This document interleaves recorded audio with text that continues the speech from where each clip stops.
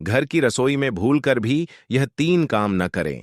श्री शिवाय नमस्तुभ्यम भक्तों, पूज्य गुरुदेव ने अपनी हाल ही की कथा में बताया कि आज के समय में हमारे घर पहले से ज्यादा सुविधाओं से भरे हुए हैं। काम आसान हो गया है, समय बचता है, हर चीज तुरंत मिल जाती है। लेकिन इसके बावजूद भी बहुत सारे घरों में एक बात धीरे धीरे सामान्य होती जा रही है कि सब कुछ होने के बाद भी संतोष नहीं मिल पाता है, खर्च बढ़ता रहता है और बचत हो ही नहीं पाती। खाना रोज बनता है, लेकिन कभी कभी मन को वह तृप्ति नहीं मिलती जो मिलनी चाहिए। और सबसे खास बात यह कि घर का माहौल कभी कभी बिना किसी कारण के भारी सा महसूस होता है। ये सब बातें अलग अलग नहीं हैं, बल्कि कहीं ना कहीं एक ही जगह से जुड़ी हुई हैं, और वह जगह है हमारा रसोई घर।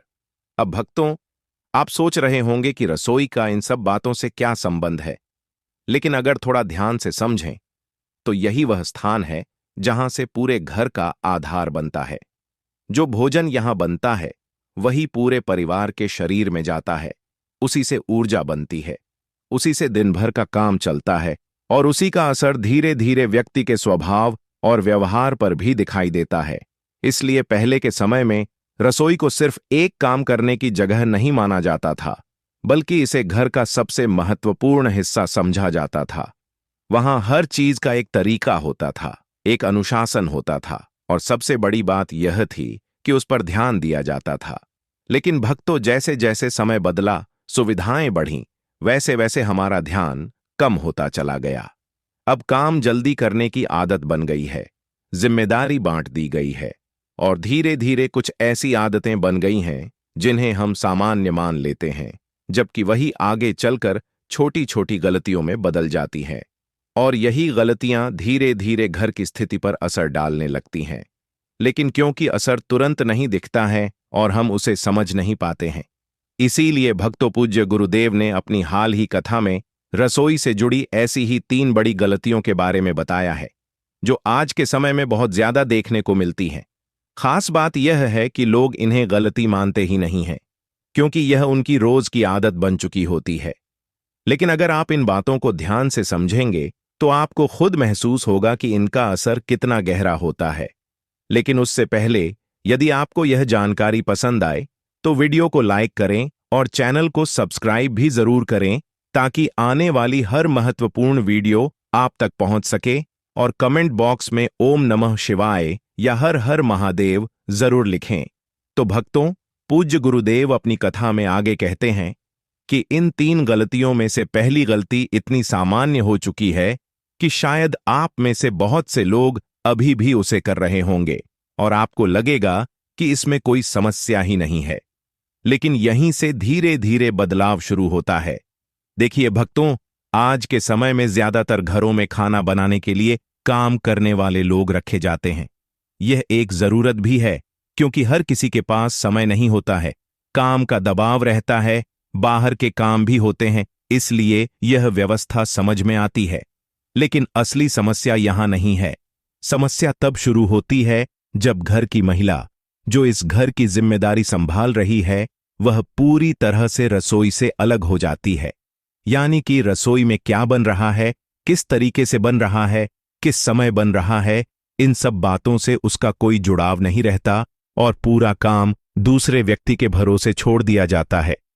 तो यहीं पर पहली बड़ी गलती हो जाती है, और अक्सर लोग इसे समझ भी नहीं पाते हैं। अब आप सोचेंगे कि इसमें गलत क्या है? अगर खाना सही बन रहा है तो फिर परेशानी कहाँ है? लेकिन असली बात यह है कि रसोई सिर्फ काम करने की जगह नहीं है, यह वह स्थान है जहां से पूरे घर का संतुलन बनता है। जब घर का मुख्य भोजन पूरी तरह से किसी बाहर के व्यक्ति के भरोसे हो जाता है, तो धीरे धीरे उस पर आपका नियंत्रण कम हो जाता है, और यही से फर्क पड़ना शुरू होता है।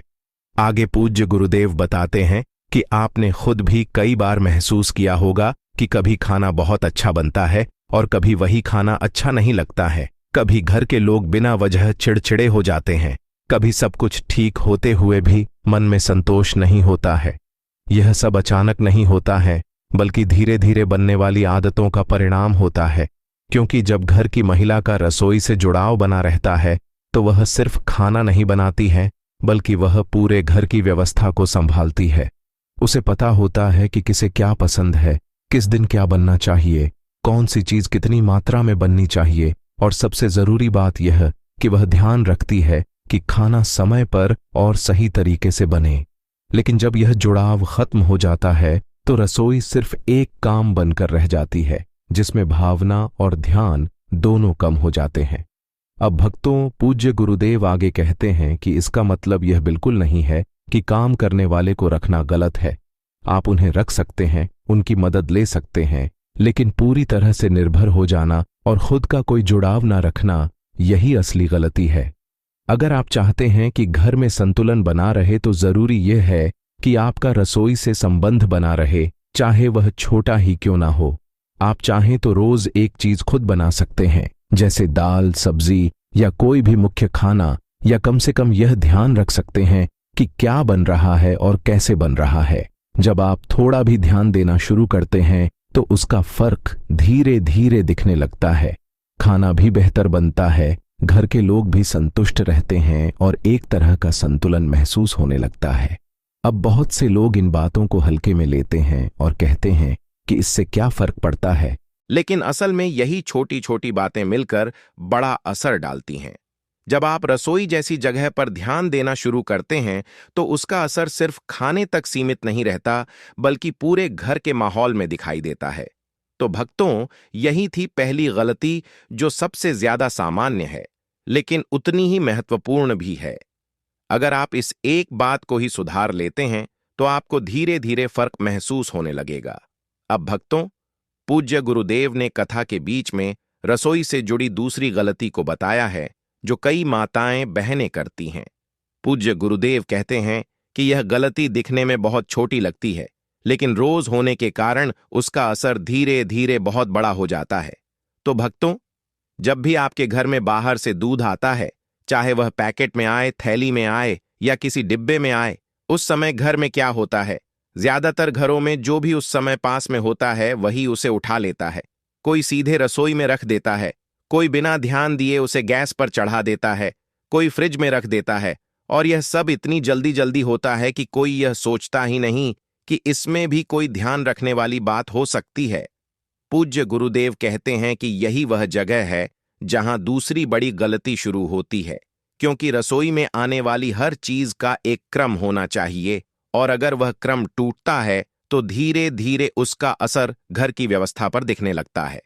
दूध एक ऐसी चीज है जो लगभग हर घर में रोज आती है और रोज उपयोग में आती है, इसलिए उसका सही तरीके से घर में प्रवेश होना बहुत जरूरी होता है। अब यहां समझने वाली बात यह है कि दूध को कौन गर्म कर रहा है या कौन रख रहा है, यह उतना महत्वपूर्ण नहीं है जितना यह कि जब वह पहली बार घर में आता है तब उसका पहला स्पर्श किसके हाथ से होता है।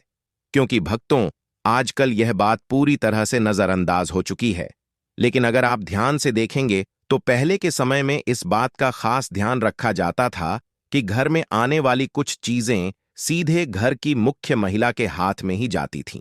इसका कारण सिर्फ परंपरा नहीं था, बल्कि यह एक तरीका था जिससे घर में एक अनुशासन बना रहता था और हर चीज का एक सही क्रम बना रहता था। लेकिन अब जल्दी और सुविधा के कारण यह आदत लगभग खत्म हो चुकी है और यहीं से धीरे धीरे गड़बड़ी शुरू होती है। अब भक्तों, आप सोच सकते हैं कि अगर कोई भी दूध उठा लेता है तो उसमें क्या फर्क पड़ता है, आखिर काम तो हो ही रहा है।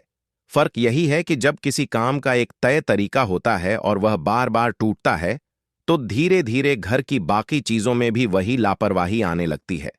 आपने खुद भी देखा होगा कि जहां छोटी छोटी बातों में ध्यान नहीं दिया जाता, वहां धीरे धीरे बड़ी बातों में भी डील आने लगती है और फिर चीजें संभालना मुश्किल हो जाता है। इसलिए जरूरी यह है कि जब भी दूध घर में आए तो एक छोटी सी आदत बना ली जाए कि सबसे पहले वह घर की महिला के हाथ में ही आए, उसके बाद वह चाहे किसी को भी दे दे, खुद गर्म करे या किसी से कराए, लेकिन पहला ध्यान वहीं से शुरू होना चाहिए। इससे क्या होता है कि रसोई का एक क्रम बनता है और धीरे धीरे घर के बाकी सदस्य भी उसी नियम को अपनाने लगते हैं। यह कोई बड़ी या मुश्किल बात नहीं है, बस एक छोटी सी आदत है जिसे अपनाने में ज्यादा समय या मेहनत नहीं लगती, लेकिन उसका असर धीरे धीरे दिखने लगता है। पूज्य गुरुदेव कहते हैं कि आपने अक्सर ध्यान दिया होगा कि जिन घरों में हर चीज का एक तरीका होता है, वहां काम अपने आप सही समय पर होने लगते हैं। लोगों में कम टकराव होता है और एक तरह की स्थिरता महसूस होती है।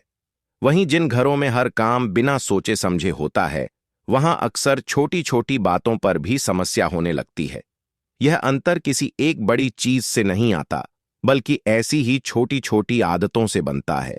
अब भक्तों, इसका मतलब यह बिल्कुल नहीं है कि अगर एक दो बार ऐसा नहीं हुआ तो कोई बड़ी परेशानी हो जाएगी, लेकिन अगर यह रोज की आदत बन जाए तो धीरे धीरे इसका असर जुड़ता जाता है और घर की स्थिति पर फर्क पड़ने लगता है। इसलिए इसे हल्के में लेने की बजाय समझदारी से अपनाना जरूरी है। पूज्य गुरुदेव आगे कहते हैं, आजकल के लोग इस बात को सुनकर इसे बेकार की बात मानते हैं या कहते हैं कि इससे क्या फर्क पड़ेगा, लेकिन असल में यही छोटी छोटी बातें मिलकर बड़ा बदलाव लाती हैं। जब आप इन पर ध्यान देना शुरू करते हैं तो आपको खुद महसूस होने लगता है कि घर की व्यवस्था पहले से बेहतर हो रही है और चीजें अपने आप संतुलित होने लगती हैं। तो भक्तों, यह थी दूसरी गलती जो दिखने में बहुत साधारण लगती है, लेकिन रोज होने के कारण इसका असर काफी गहरा हो जाता है। भक्तों, यदि अभी तक चैनल को सब्सक्राइब नहीं किया है तो चैनल को सब्सक्राइब जरूर करें और वीडियो को लाइक करके कमेंट बॉक्स में जय मां अन्नपूर्णा जरूर लिखें। भक्तों, अंत में पूज्य गुरुदेव ने अपनी कथा के दौरान बताया तीसरी ऐसी गलती के बारे में जो सबसे ज्यादा सामान्य है और लगभग हर घर में देखने को मिलती है, लेकिन लोग इसे समझते ही नहीं हैं, बल्कि कई बार तो इसे सही ही मानते रहते हैं और यहीं से धीरे धीरे असर शुरू हो जाता है। इस बार आपको अपने रसोई घर के उस हिस्से पर ध्यान देना है जिस पर हम सबसे कम ध्यान देते हैं, लेकिन जिसका उपयोग पूरे दिन में सबसे ज्यादा होता है, और वह है पानी की व्यवस्था। भक्तों, जरा पुराने समय को याद कीजिए। हर घर में मिट्टी का मटका जरूर होता था, चाहे घर छोटा हो या बड़ा, साधारण हो या अच्छा। मटका हर रसोई का हिस्सा होता था और उसमें हमेशा पानी भरा रहता था। उस समय इतनी सुविधाएं नहीं थीं, फिर भी एक बात बहुत पक्की थी कि मटका खाली नहीं छोड़ा जाता था। घर के लोग ध्यान रखते थे कि पानी समय पर भर दिया जाए, और अगर कोई खाली देखता था तो तुरंत उसे भर देता था। यह सिर्फ एक आदत नहीं थी, बल्कि घर की व्यवस्था का हिस्सा था। लेकिन भक्तों, आज के समय में क्या हो गया है? हमारे पास फ्रिज है, बोतलें हैं, फिल्टर है, हर तरह की सुविधा है, लेकिन इन्हीं सुविधाओं के कारण हमने वह छोटी छोटी आदतें छोड़ दी हैं जो घर को संतुलित रखती थीं। अब कई घरों में मटका होता ही नहीं है, और अगर कहीं होता भी है तो सिर्फ दिखावे के लिए रखा होता है। उसमें पानी नहीं होता या कई बार वह पूरा खाली पड़ा रहता है और किसी का ध्यान भी नहीं जाता है। यही तीसरी बड़ी गलती है जिसे लोग नजरअंदाज कर देते हैं। अब भक्तों, आप सोच सकते हैं कि मटका हो या ना हो, इससे क्या फर्क पड़ता है? हम तो साफ पानी पी ही रहे हैं। लेकिन यहां बात सिर्फ पानी पीने की नहीं है, बात उस व्यवस्था की है जो रसोई में बनती है। जब घर में एक ऐसी जगह होती है जहां पानी हमेशा भरा रहता है, तो यह एक तरह का संकेत होता है कि घर में ध्यान और जिम्मेदारी बनी हुई है। लेकिन जब वही जगह खाली पड़ी रहती है तो यह धीरे धीरे लापरवाही की आदत को बढ़ाने लगती है। आपने ध्यान दिया होगा कि जहां एक काम में डील होती है, वहां धीरे धीरे बाकी कामों में भी डील आने लगती है। पहले मटका भरा रहता था तो लोगों का ध्यान रहता था कि कोई चीज खाली ना रहे, लेकिन अब जब यह आदत खत्म हो गई है तो वही लापरवाही बाकी कामों में भी दिखाई देने लगती है। चाहे वह खाना बनाने का समय हो, चीजों को सही जगह पर रखना हो, या फिर घर की साफ सफाई का ध्यान रखना हो। पूज्य गुरुदेव यहां कहते हैं कि इसका मतलब यह बिल्कुल नहीं है कि आपको पुराने समय की तरह सब कुछ वैसा ही करना पड़ेगा, लेकिन इतना जरूर किया जा सकता है कि आप रसोई में एक छोटा सा मटका रखें और उसमें हमेशा पानी भरा रखें। यह कोई बड़ी मेहनत का काम नहीं है, लेकिन जब आप इसे एक नियम की तरह अपनाते हैं तो धीरे धीरे इसका असर दिखने लगता है। आप खुद महसूस करेंगे कि घर में एक तरह की स्थिरता आने लगी है, काम समय पर होने लगे हैं, और सबसे बड़ी बात यह कि लापरवाही कम होने लगी है। अब एक और बात यहां समझने वाली है कि कोई चीज खाली ना रहे तो यह सोच आपके दिमाग में बैठने लगती है और फिर आप बाकी चीजों में भी वही ध्यान देने लगते हैं। यही छोटी छोटी बातें मिलकर घर की पूरी व्यवस्था को बदल देती हैं। बहुत से लोग इसे साधारण समझकर छोड़ देते हैं, लेकिन जो लोग इसे अपनाते हैं उन्हें फर्क जरूर दिखाई देता है। तो भक्तों, यही थी तीसरी गलती जो सबसे ज्यादा आम है, लेकिन सबसे ज्यादा नजरअंदाज की जाती है। अगर आप इस एक बात को भी सही कर लेते हैं तो धीरे धीरे आपको बदलाव महसूस होने लगेगा। तो भक्तों, अब तक आपने तीनों गलतियों को विस्तार से समझ लिया है, और अगर आपने ध्यान से इन बातों को सुना है तो एक बात साफ हो गई होगी कि ये कोई बड़ी या मुश्किल चीजें नहीं हैं, बल्कि रोजमर्रा की छोटी छोटी आदतें हैं जो धीरे धीरे बहुत बड़ा असर डालती हैं। तो भक्तों, यदि आपको यह जानकारी उचित लगी हो तो वीडियो को लाइक करें, चैनल को सब्सक्राइब करें और कमेंट बॉक्स में ओम नमः शिवाय या हर हर महादेव जरूर लिखें। धन्यवाद।